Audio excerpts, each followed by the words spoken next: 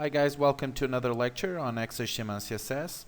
Finally, in this lecture we'll start introducing CSS or cascading style sheets. Now, why do we use CSS on our website? The goal of CSS is to separate a web page style from its structure. So the structure would be created with XHTML and CSS will create the page style, such as colors, font size, effects, type of font, background colors, images, margin, borders, etc. So there's a lot of things you can do with CSS and style with CSS on your web page. And it's way better to organize everything with CSS. It will be very, very simple and easy to control. Okay? So let's start and open our Notepad++. And let's go to index.html and let's create down here, let's delete the pictures and also let's delete this one here and this one here as well. As a matter of fact, let's delete everything we have in the body section. So index.html, now it's clean and we don't have any content at all on our homepage index.html. Let's create an h1 homepage title and save this. Okay. And if you run this in Chrome, this is what you'll get. Okay. Homepage with black color, and the size is defined by the h1 tag. Now we can always change this with simple CSS, and there are three ways you can use CSS. Let's start with the first one. Okay, so I'm going to show you the same example in three different types of CSS you can use. The first one is called internal CSS. So to do that, we need to come down here after the meta tags. Let's type a tag called style, and let's create type attribute equals, and here you have to type text.css. So this is the opening tag for CSS, and the closing tag is only style. Okay, now between these tags we're going to create CSS, is where we can basically style anything on the body section or the web page. Make sure the style tags or the CSS tags are always between the head tags. Okay, now the first thing we need to create is the selector, and in this case we will use the selector as the h1 selector. So let's type h1, and now we type curly braces. The curly braces is where I'm going to define and create attributes and values to style an element. Okay, so let's create an attribute color, and now we type colon, and now let's type green, and you have to end it always with semicolon. Okay, so this is the selector, and the selector has to be something related to a tag on the body section. Okay, h1, and then inside the curly braces you need to type an attribute, which is in this case color, and we'll learn more attributes later on. Okay, don't worry. And then after the colon you type a value. The value is green, so the color green will be applied to this selector, okay, on the web page. So hopefully now we will get everything that is inside the tags h1 will be in green. So homepage will be presented in green in our website. Let me just check that. Let's open it, and there it is. Okay, so this is how we can apply to every single tag or every single element of our website any attribute that we want. Let me just give you another attribute here, which is the type font or the font family. Font family. This symbol here. After the colon, we just type Arial and semicolon. Okay. In order to better organize CSS code, we usually put one property below another. Okay, like this. You just open the curly brace and put here color green, and down here let's put the font family. Let's put the closing curly brace down here, and here you can put also, let's say, font size, which is another attribute or CSS attribute that you can use to style anything on your web page. So font size, let's give it a, by default H1 already gives a font size, but let's give 30 pixel font size. Okay, usually we use pixels to give values of widths, heights, margins. Okay, so you'll get used to pixels, but I will talk more in depth about pixels and other measurements you can use on web pages later on. Okay, let's just run this now in our Chrome, and there it is. We have Arial font family type of font, and let's change this to 50 pixels. Let's see, let's open this, refresh, and as you can see, now we have 50 pixel large size fonts. Okay, let me just give another example here. Let's say we have more H1s.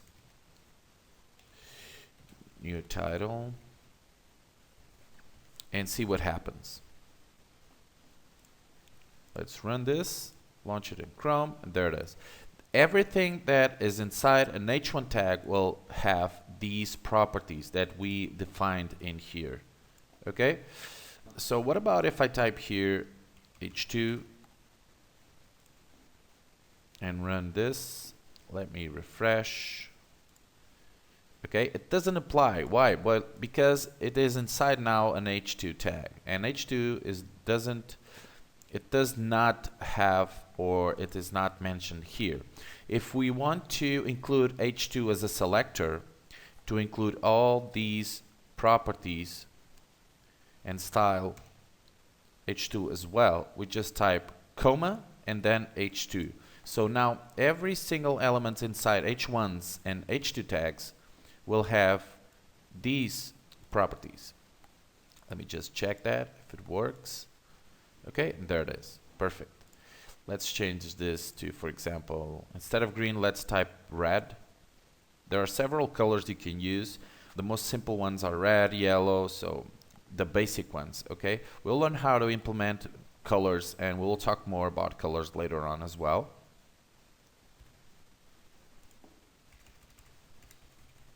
Red, let's run this in Chrome, and there it is. Okay, so this is how we use internal CSS. Okay, so we create the CSS code in the same page or in the same code where we have the body section and the XHTML code. Okay, what about if I want to apply the code or style CSS code and properties to every single H1 tags that we have on the other pages? Well, to do that, we need to create an external style sheet or an external CSS file. Now let's create an external CSS file. Let's just copy this code here. Let's copy this, create a new file, paste it here. Okay, and let's save this as style.css. Okay, let's take this out. We will not need this internal CSS code now. In order to apply every single attribute that we create on the style.css file to the elements on a page, we need to link the file style.css to the page itself. So here we must type, after the meta tags, inside the head tags, we type link rel equals, and here you have type style sheet, and then type equals double quotes and type text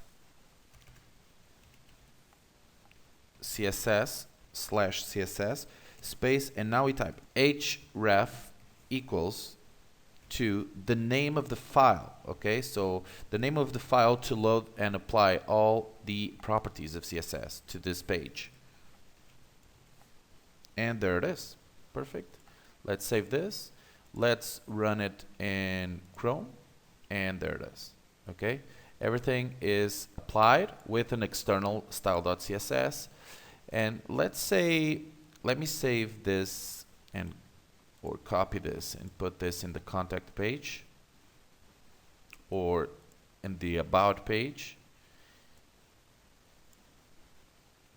Okay. So how can I apply now to the about page the same attributes of CSS and style the h1 and h2 tags? It's very easy. If you run this in Chrome, the about page will not have any styling. Okay, but to style it, we link the about page to the style.css file. So what we can do is copy this, go to the about.html, and after title, paste it here.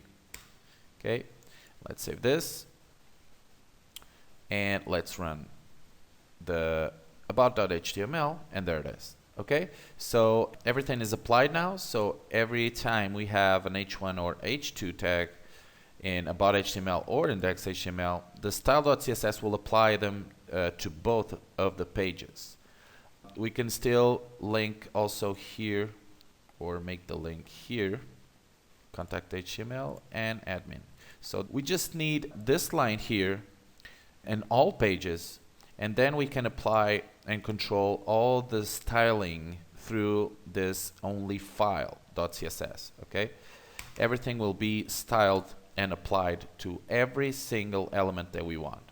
Okay, so let's say we have a paragraph, and we do have paragraphs here. Okay, we have a paragraph here and here, and that's it. And also we have h1s here and here. So if we open this now, this is what you'll get. Okay, so it's applying the code that it's inside style.css to the h1 tags here, and let's change the paragraphs styling. To change it, let's go to CSS, let's type P, which is the selector, and then curly braces, and let's type here, let's type font family Arial, and font size, let's give it 14 pixel. Okay, so every single paragraph now and every single page, or the pages that have the link to the style.css, will have font size 14 pixels and font family Arial. And let's see these paragraphs now. Let's launch this in Chrome. And okay, you don't see it very well, but it has changed. It has changed the paragraphs. Let's just change this a little bit more in style and put here 18 pixel size. Let's go back and refresh, and there it is, a lot bigger. Okay, so this is how you can control and style everything you have on your website. Okay, there's also another way you can create properties or CSS properties, which is called Inline CSS, and you can do it by simply going here. Let's say we have here the paragraph, style equals and double quotes. Now inside style is where you're going to put every single property you want of CSS that you wish to apply to this paragraph here. Okay, so let's give it a color, let's say blue. And remember, you have to type semicolon at the end and colon between the attribute and the value. Save this. Okay, so everything is in blue. Okay, so the priority between external or inline, it's the inline. Okay, the inline will always apply first. This is the priority. Okay, so whatever you type in line as a CSS attribute is the one that will be applied first. So if you take it out, it will return to the style.css. Let's check here. Okay, let's also give it a font size. Let's give it a 40 or no 20 pixel and semicolon. Save this. Let's run it and see the difference. Okay, there it is. Much bigger. We can still do it bigger. Let's type here 30. Save it. Let's return and refresh, and there it is. Okay, so this is all for this lecture, and see you guys in the next lecture where we will learn a lot more stuff on CSS. Okay, bye.